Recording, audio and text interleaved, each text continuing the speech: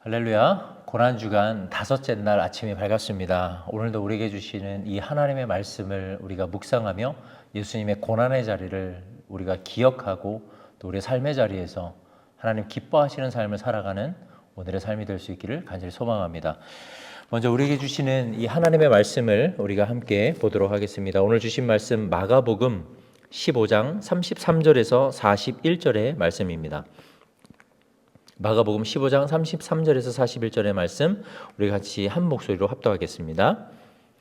제6시가 되매 온 땅에 어두움이 임하여 제9시까지 계속하더니 제9시에 예수께서 크게 소리 지르시되 엘리 엘리 라마 사박다니 하시니 이를 번역하면 나의 하나님 어찌하여 나를 버리셨나이까 하는 뜻이라. 곁에 섰던 자 중 어떤 이들이 듣고 이르되 보라 엘리야를 부른다 하고 한 사람이 달려가서 해면에 신 포도주를 적시어 갈대에 깨어 마시게 하고 이르되 가만두라 엘리야가 와서 그를 내려주나 보자 하더라. 예수께서 큰 소리를 지르시고 숨지시니라. 이에 성소 휘장이 위로부터 아래까지 찢어져 둘이 되니라. 예수를 향하여 섰던 백부장이 그렇게 숨지심을 보고 이르되 이 사람은 진실로 하나님의 아들이었도다 하더라. 멀리서 바라보는 여자들도 있었는데 그 중에 막달라 마리아와 또 작은 야고보와 요새의 어머니 마리아와 또 살로메가 있었으니 이들은 예수께서 갈릴리에 계실 때에 따르며 섬기던 자들이요 또 이 외에 예수와 함께 예루살렘에 올라온 여자들도 많이 있었더라. 아멘. 고난주간 다섯째 날 오늘 이 말씀을 가지고 어둠이 임한 땅 죽음으로 증명된 하나님의 아들이라는 제목으로 하나님의 말씀을 나누고자 합니다. 요즘은 말씀의 홍수의 시대라고 말합니다. 그 정도로 쉽게 하나님의 말씀을 들을 수 있게 되었고 또 수많은 설교자분들의 메시지가 우리의 삶에 굉장히 가까이 와 있다라고 할 수 있습니다. 그렇다면 이렇게 말씀의 홍수의 시대에 우리가 말씀을 가까이 할 수 있는 상황이라면 당연히 우리는 이 말씀을 깨닫고 말씀에 순종하며 즉각적인 말씀에 대한 반응을 보이는 빈도수가 잦아져야 하는 것이 사실입니다. 그러나 말씀을 아무리 많이 읽어도 많이 들어도 깨닫지 못할 때가 많은 것이 또한 사실입니다. 저 역시도 말씀을 전하기 위하여 묵상하고 또 말씀을 가까이 하지만 깨닫지 못할 때가 굉장히 많이 있습니다. 그리고 깨달아도 사실 즉각적인 믿음의 반응으로 나아가는 일은 잦지 않은 것이 사실입니다. 이런 우리를 위해 마가복음에서는 계속해서 우리를 계시를 보고도 깨닫지 못하는 주제를 가지고 처음부터 일관되게 우리로 하여금 깨닫기를 원하는 말씀을 우리에게 주고 있습니다. 그래서 예수님의 제자들도 말씀을 제대로 깨닫지 못해서 마가복음에서 눈이 있어도 보지 못하고 귀가 있어도 듣지 못하는 모습들을 계속 보여주었던 것입니다. 이 말씀은 결국 우리들에게 하는 말씀이 아닌가 싶습니다. 우리가 하나님의 말씀을 아무리 가까이 하고 말씀을 가까이 하여 묵상하더라도 우리가 깨닫지 못할 때가 굉장히 많이 있고 또 듣지 못할 때가 있다라는 것을 우리에게 알려주고 있는 것입니다. 그러나 소수의 깨닫는 자들은 분명히 존재합니다. 그리고 성경에도 그런 자들이 존재합니다. 그렇게 깨달은 자들은 마치 그루터기처럼 하나님 나라의 근간이 된 것이 사실입니다. 이런 역사는 십자가 사건에서도 여지없이 나타났습니다. 어제 본 말씀처럼 예수님은 유대시간 제3시에 십자가에 못 박히셨습니다. 3시간이 지난 제6시가 되자 온 땅에 어둠이 임하였는데 이 어둠은 제9시까지 계속되었다라고 합니다. 하지만 이것은 놀랄 일이 아니었습니다. 왜냐하면 이러한 현상은 구약 선지자들이 하나님의 종말론적 심판을 말할 때 이미 다 예언했었던 현상들이었기 때문입니다. 그래서 지금 이 어두움이 임한 상황은 하늘에 계신 성부 하나님께서 우리 인간의 죄가 초래한 저주와 심판을 예수님께 온전히 다 쏟아붓고 있는 그런 상황이었습니다. 즉 빛으로 오신 주님, 빛 대신 주님께서 캄캄한 어둠 속에서 그렇게 우리의 죄를 대속하고 계신 것이었습니다. 주님은 이런 상황에서 마지막으로 외치신 한마디가 있었습니다. 엘리 엘리 라마 사박다니, 나의 하나님 나의 하나님 어찌하여 나를 버리시나이까. 주님은 이렇게 크게 소리치시며 십자가에 달린 지 6시간 만에 숨을 거두시게 됩니다. 채찍에 맞으실 때도, 십자가를 메고 갈 힘이 없을 때도, 십자가에서 손과 발이 못 박히고 옆구리에 창이 찔리실 때도 소리를 지르시지 않았던 예수님은 이 순간 크게 소리를 지르시고 운명하셨습니다. 그러나 주님의 이 외침은 우리에게 은혜의 외침이 되었습니다.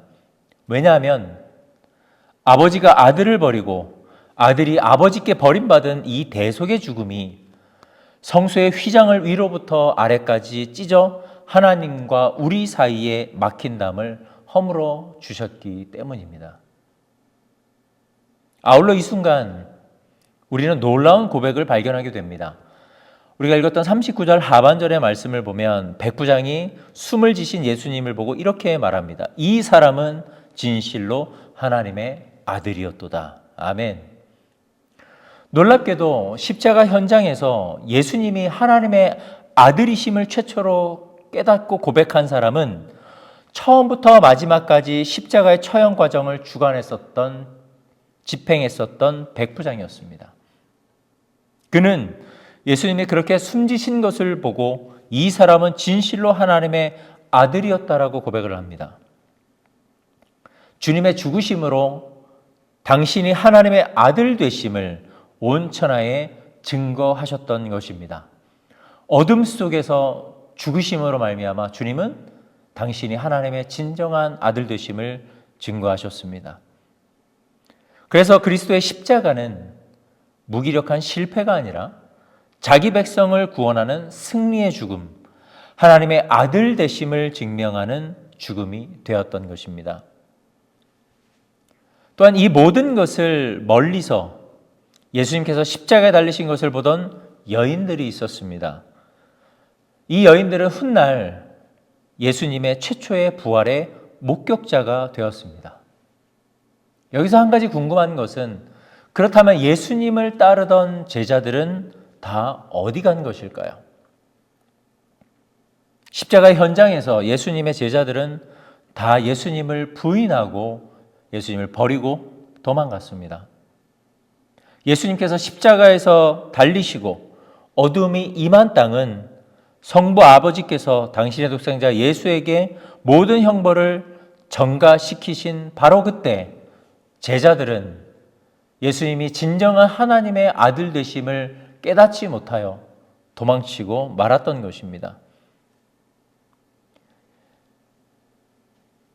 이 어두움이 임한 땅에 예수님은 홀로 외로이 십자가에서 죽음을 당하셨고 이 어둠 가운데에 단 한 사람도 예수님을 따르는 제자는 존재하지 않았었습니다.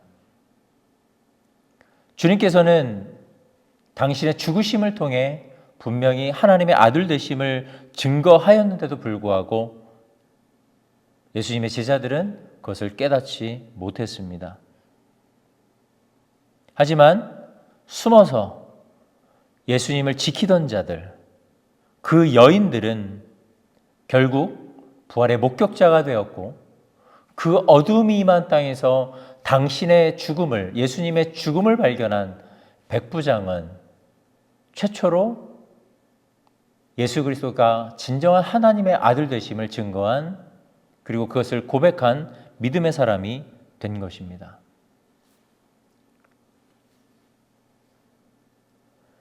우리가 이 말씀을 묵상하면서 중요한 사실 하나를 깨닫게 됩니다. 주님이 죽으시고 난 뒤 어둠은 결국 주님이 살아계신 하나님의 아들 되심을 증거한 그런 어두움이 된 것이고, 또한 우리가 읽지는 않았지만 유대인들 두려워해서 숨어 자신의 믿음을 숨기고 있던 아리마대 요셉도 결국에는 이 어두움을 거두어내고 결국 주님 앞으로 나와 빌라도에게 가서 예수님의 시신을 요구하는 그러한 일들까지 우리는 이 말씀 하반부에 가서 깨달을 수가 있게 됩니다. 이것이 무엇을 말씀하고 있는 것일까요? 예수님께서 십자가에 달려 죽으시고 숨을 거두셔서 어두움이 임한 땅에는 모든 것이 끝나고 모든 것이 멈춘 것 같지만 그것이 끝이 아니라 그곳에서 다시 생명의 역사, 믿음의 역사가 일어나고 있었다라는 사실입니다. 백부장의 믿음이 일어났고 예수님의 죽으심을 목격했었던 숨어있던 여인들은 결국 예수님의 부활의 최초의 목격자가 되었고 그 예수님의 죽으심을 인정하고 깨달은 아리마대 요셉은 빌라도에 가서 자신의 목숨을 내어놓고 예수님의 시신을 요구하는 믿음의 행동까지 실천까지 이어지게 되었던 것입니다. 그렇습니다. 주님은 죽으셨고 부활하셨습니다. 우리가 이것을 믿기 때문에 우리가 주님을 우리의 구주라고 고백하는 것입니다. 사랑하는 애주야 철치 가족 여러분, 오늘 말씀을 묵상하면서 저는 저 자신에게 스스로 질문해 보았습니다. 나는 도망가는 제자인가? 아리마대 요셉처럼 나의 믿음을 드러내는 제자인가? 나는 백부장처럼 주님을 담대히 고백하는 자인가? 아니면 예수님의 제자들처럼 부인하는 자인가? 우리가 하나님 나라의 비밀과 복음의 신비, 복음의 은혜를 경험하고 깨달은 자들이라면 우리는 우리의 믿음을 드러내는 자가 되어야 합니다. 그리고 우리의 믿음을 고백하는 자가 되어야 합니다. 왜냐하면 주님께서는 어두움이 임한 것 같았던 우리의 심령에 친히 찾아오셔서 빛 대신 주님을 깨닫게 하시고 그 빛으로 말미암아 하나님의 말씀을 보는 눈을 뜨여지게 하여 주셨고 성령께서 우리를 늘 깨닫게 하셔서 하나님의 말씀대로 살아가도록 인도해 주시기 때문입니다. 따라서 우리는 우리의 믿음을 드러내는 자, 우리의 믿음을 고백하는 자로 살아가야 할 줄로 믿습니다. 사랑하는 믿음의 가족 여러분, 어둠이 임한 땅 같은 이 세상에서 무지한 자들처럼 도망가는 자가 아니라 어둠 속에서 빛 대신 주님을 따르는 우리의 삶이 되기를 간절히 소망합니다. 빛 대신 주님을 따르는 빛된 하나님의 자녀가 되기를 소망합니다. 오늘의 삶이 비록 어둠같이 막막하고 힘들다 하더라도 빛으로 오신 주님을 바라보며 빛 가운데 거하여 우리를 깨닫게 하시는 그 성령의 친히 인도하심을 받는 우리의 삶이 되기를 간절히 주님의 이름으로 축복합니다. 오늘도 이 신비를 깨달으시고 그리고 우리의 믿음을 드러내어 다시 주님께로 돌아가는 믿음의 역사, 주님으로 말미암는 역사가 우리의 삶의 현장에서 열매로 나타나게 되기를 간절히 소망합니다. 어둠이 임한 우리의 심령 가운데 주님께서 찾아오셨음을 믿으며 오늘도 승리하시는 그러한 하루를 살아가시기를 간절히 주님의 이름으로 축복합니다. 기도하겠습니다. 사랑과 은혜가 풍성하신 우리 아버지 하나님, 주님 감사합니다. 어둡고 황망한 우리의 심령 가운데 주님께서 찾아오셔서 아버지 하나님 깨닫게 하여 주시고 주님이 우리의 구원자 되심을, 나의 구주 되심을 깨닫게 하여 주셔서 주님을 우리의 구주로 모시고 살아갈 수 있도록 은혜를 베풀어 주시니 감사드립니다. 그리하여 우리는 어둠에 거하는 아버지 하나님 그런 죄인이 아닌 빛에 거하는 빛의 자녀가 되었습니다. 이 은혜를 베풀어 주신 주님의 은혜를 생각하며 아버지 오늘도 삶의 자리에서 빛의 자녀로 살아가게 하여 주시고 우리의 입술을 벌려 주를 고백하는 자, 우리의 믿음을 증거하는 자, 믿음을 드러내는 자로 살아갈 수 있도록 우리를 인도하여 주시옵소서. 아버지 하나님 여전히 우리의 삶의 자리가 어둠 같고 막막하다 하더라도 주님이 이 모든 것을 주관하고 계심을 믿습니다. 이 어둠 가운데에서도 주님을 따라가는 우리의 삶이 되게 하여 주옵소서. 빛 대신 주님만을 따르는 우리의 인생이 되기를 간절히 소원하오니 주여 우리를 인도하여 주옵소서. 오늘도 주신 말씀에 감사드리며 살아계신 우리 주 예수 그리스도의 이름으로 간절히 기도드리옵나이다. 아멘. 사랑하는 성도 여러분, 오늘도 우리에게 주신 이 말씀을 기억하시면서 오늘 우리에게 주신 그 은혜를 따라 다시 한번 주님 앞에 함께 한 마음으로 기도하며 나가도록 하겠습니다. 계속 기도하겠습니다.